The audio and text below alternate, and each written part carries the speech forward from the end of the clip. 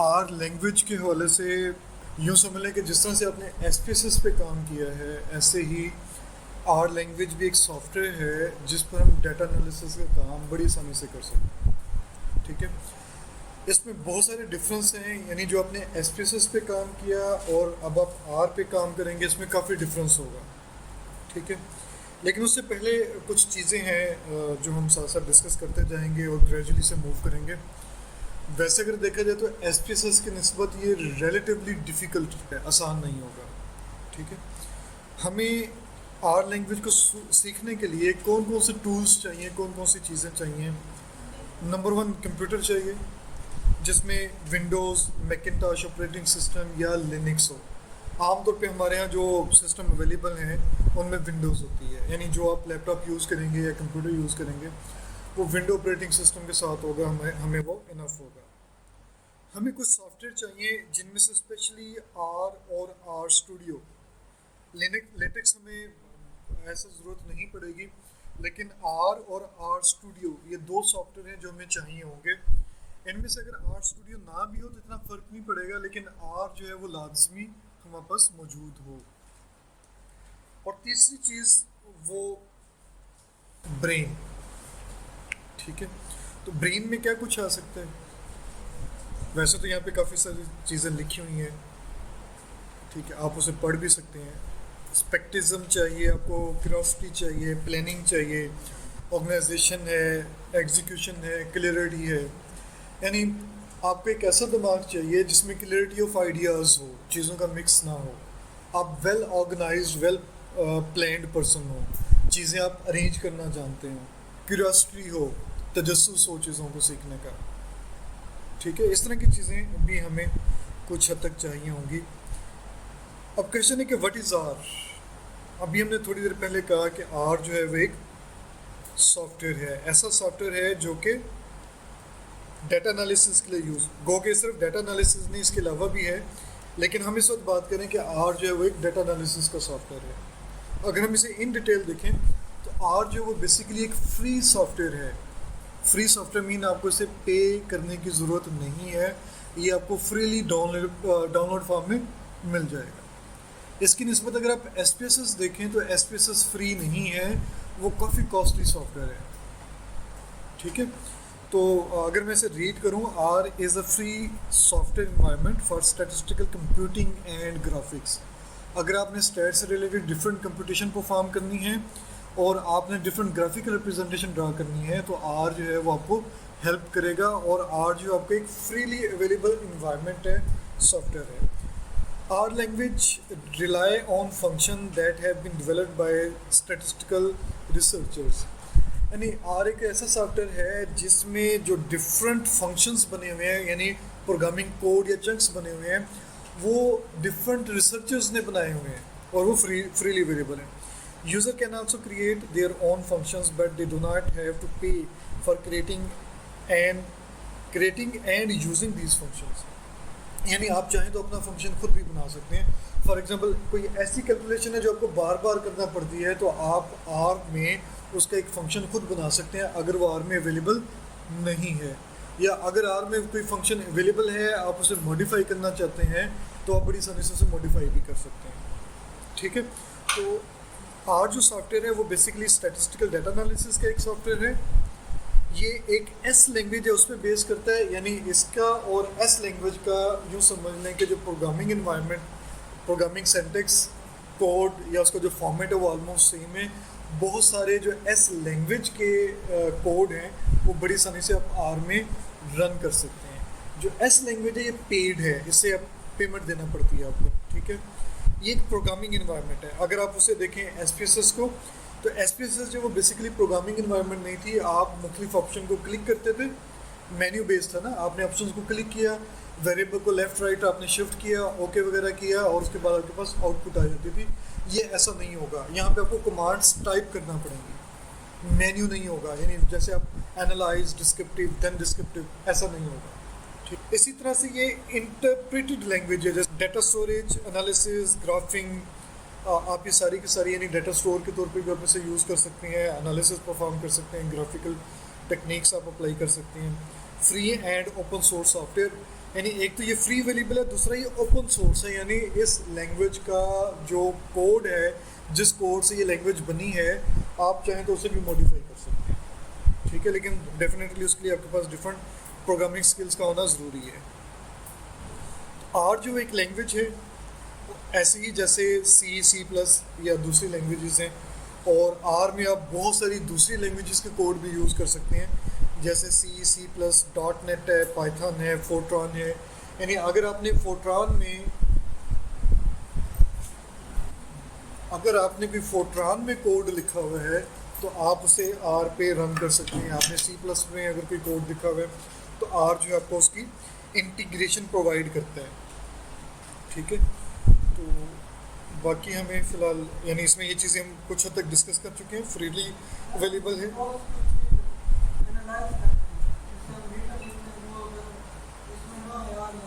मैं वो जब हम उसे स्टार्ट करेंगे तो मैं एक्सप्लेन कर दूँगा। अभी तो हम बेसिक से इंट्रोडक्शन ले रहे हैं कि एक्चुअली आर क्या है, क्या कुछ कर सकती है। तो आर फ्रीली अवेलेबल है, और इसके एक लाइसेंस GNU GPL के नाम से लाइसेंस जो है वो उसके अंडर आप इसे फ्रीली ऑब्टेन कर सकते हैं। और ये प्री कंपाइल्ड बाइनरी वर्जन है और मुख्तलिफ ऑपरेटिंग सिस्टम के लिए अवेलेबल है। यानी आपके पास दुनिया का जो भी ऑपरेटिंग सिस्टम है ऑलमोस्ट सब के लिए आर मौजूद है, ठीक है। आर जो है वो मुख्तलिफ लोगों ने उसे डेवलप किया। शुरू में एस लैंग्वेज को बेस बनाया गया था, यानी S2 लैंग्वेज आई 1998 में, फिर S3, S4, और उसके बाद जो है मुख्तलिफ लोगों ने, जैसे यहाँ पे लिखा हुआ 15 पीपल्स ने जो है वो एक तरह से आर को स्टार्ट किया, ठीक है।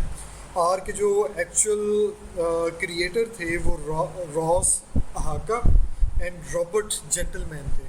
दोनों का नाम आर से शुरू होता था, इसी वजह से इसे आर लैंग्वेज भी कहा जाता है, ठीक है। दूसरा ये एस लैंग्वेज का डायलेक्ट था, यानी एस लैंग्वेज से बनी है ये, एस लैंग्वेज उसकी बेस थी, तो एस से पहले आर आता है, इस वजह से इसे आर लैंग्वेज कह दिया। एस लैंग्वेज पेड थी और ये फ्री थी, ठीक है। और दूसरी रीज़न क्या थी कि रॉस एहाका और रॉबर्ट जेंटलमैन ने इसे क्रिएट किया था, फ्रीली क्रिएट किया था, तो इस वजह से इसे जो है आर का नाम दे दिया गया। और ये यूनिवर्सिटी ऑफ ऑकलैंड में 90s में बनाई गई, यानी ये इसकी छोटी सी एक हिस्ट्री थी। वैसे आप डिटेल पढ़ें तो वो एक लंबी चौड़ी हिस्ट्री इसकी अवेलेबल है, तो हमें ज़्यादा हिस्ट्री की ज़रूरत नहीं है। अब क्वेश्चन है कि वाई आर लैंग्वेज हम क्यों यूज़ करेंगे। एक तो हमने रीज़न डिस्कस कर ली कि ये फ्री है, हमें पे नहीं करना पड़ता, ठीक है। दूसरी रीज़न है कि ये डिफरेंट प्लेटफॉर्म यानी डिफरेंट ऑपरेटिंग सिस्टम के लिए ईजिली अवेलेबल है। मिसाल के तौर पे SPSS का सॉफ्टवेयर है, ये बहुत सारे ऑपरेटिंग सिस्टम के लिए अवेलेबल नहीं है। यानी मेरी नज़र से अभी तक ये मैक और विंडो के लिए गुजरा है कि मैक के लिए भी अवेलेबल है, विंडोज़ के लिए भी अवेलेबल है, लेकिन ये फ्री नहीं है। और जो वो हर ऑपरेटिंग सिस्टम के लिए अवेलेबल है, ठीक है। इसी तरह से जो SPSS है, SES है, मिनीटैब है या दूसरे सॉफ्टवेयर हैं, ये अपनी इनकी जो पावर्स हैं, इनकी जो एबिलिटी है, ये लिमिटेड है। यानी उनमें जो चीज़ फिक्स कर दी गई है आप उसके अलावा नहीं कर सकते, या अगर आप करेंगे तो आपको उसकी प्रोग्रामिंग रूटीन्स राइट करना पड़ेगी, आपको उसकी प्रोग्रामिंग करना पड़ेगी, ठीक है। ये उस तरह से लिमिटेड नहीं है, इसमें डिफरेंट एल्गोरिदम आप डेवलप कर सकते हैं, बने बनाए एल्गोरिदम भी आपको मिल सकते हैं, प्रोग्रामिंग रूटीन भी मिल सकती हैं, वो आप सारा का सारा काम जो है बड़ी आसानी से कर सकते हैं। इसमें डिफरेंट टाइप ऑफ कैलकुलेशन आप परफॉर्म कर सकते हैं, अरेज पर, लिस्ट पर, वेक्टर्स, मैट्रिसेस।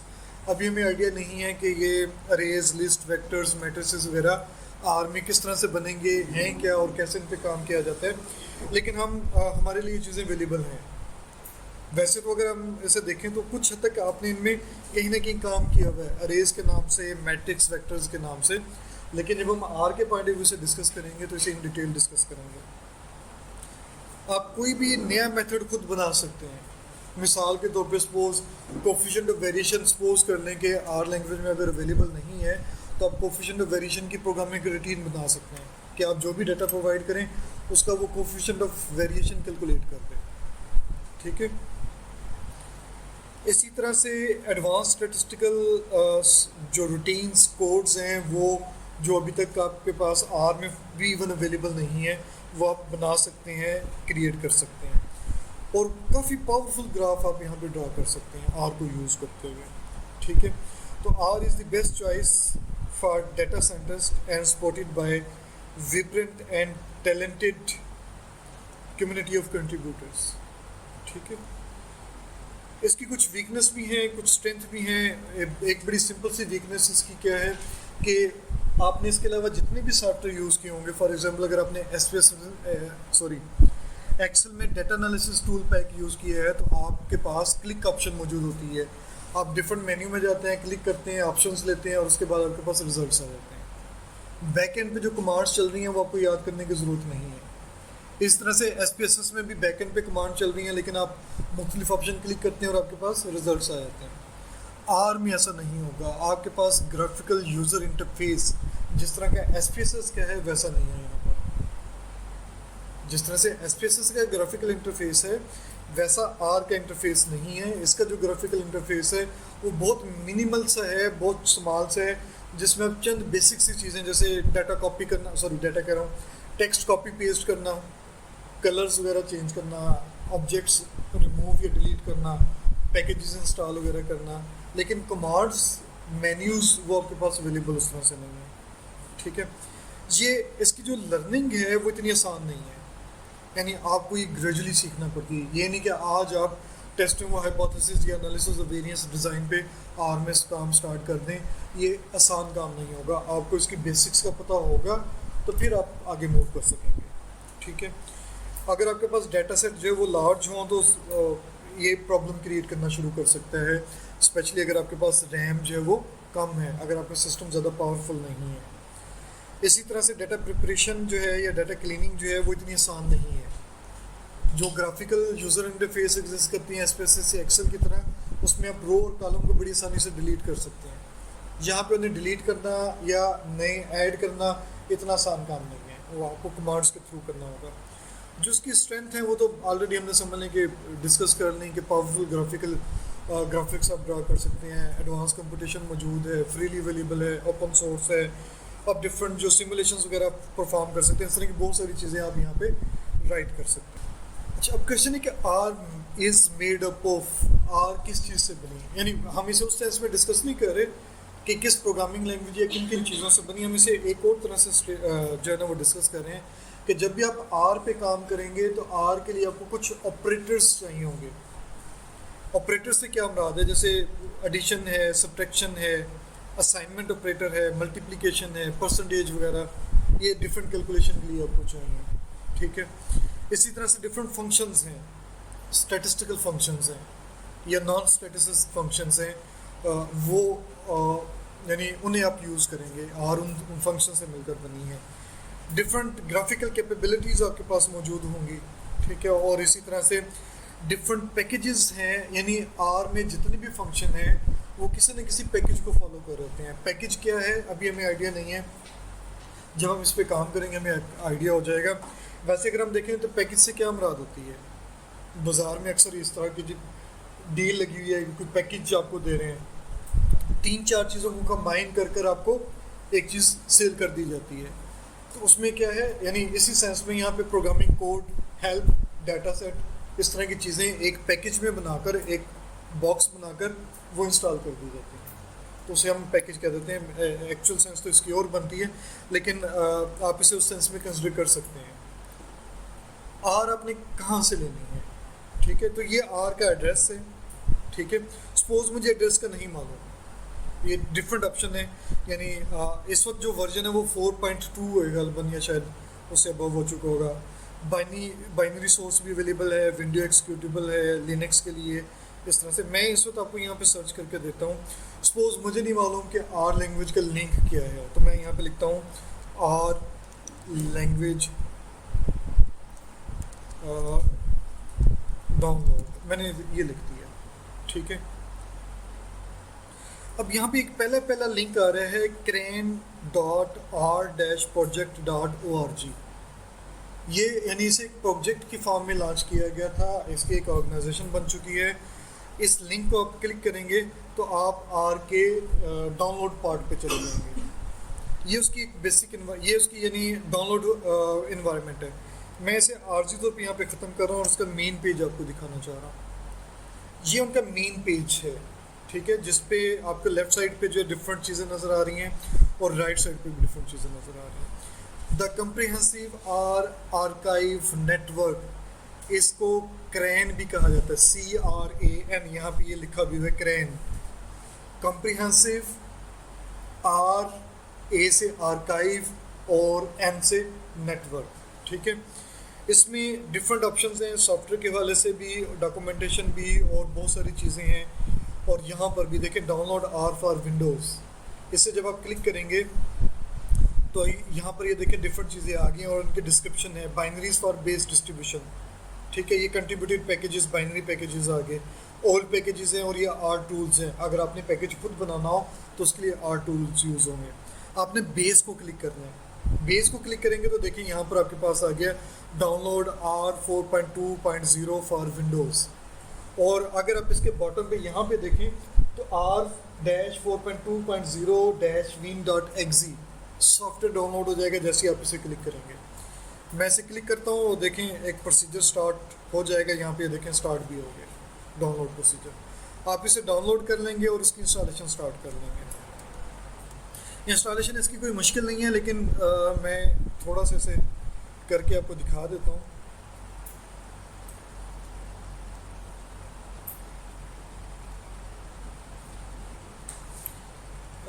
मेरे पास इस वक्त R 4.1.2 है, ठीक है।